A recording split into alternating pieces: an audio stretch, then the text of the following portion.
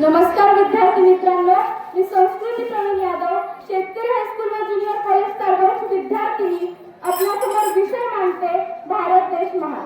प्रथमतः जिने मला जन्म दिला अशी माझी माय आणि जिच्या पावन स्पर्शाने मी धन्य झाले अशी माझी जन्मभूमी भारतभूमी, या दोघींना मी प्रथमतः वंदन करते. आपल्या भारत देशाला स्वातंत्र्य मिळवून देण्यासाठी अनेक व्यक्तींनी आपल्या प्राणांची आहुती दिली. अशा व्यक्तींना मी अभिवादन करते आणि माझ्या विषयात येते. ना पूछो जमाने से कि क्या हमारी कहानी है, ना पूछो जमाने से कि क्या हमारी कहानी है. हमारी पहचान नहीं कि हम हिंदुस्तानी है, हमारी पहचान नहीं कि हम हिंदुस्तानी है. 15 ऑगस्ट 1947 रोजी आपला भारत देश इंग्रजांच्या गुलामगिरीतून मुक्त झाला. 200 वर्ष गुलाम करीत असलेल्या आपल्या भारत देशाला स्वातंत्र्य मिळाले. आपल्या भारत देशाला स्वातंत्र्य मिळवून देण्यासाठी डॉक्टर बाबासाहेब आंबेडकर, नेताजी सुभाषचंद्र बोस, चंद्रशेखर आझाद, लोकमान्य टिळक, भगतसिंग, राजगुरू, सुखदेव यांसारख्या अनेक थोर व्यक्तींनी आपल्या प्राणांची आहुती दिली.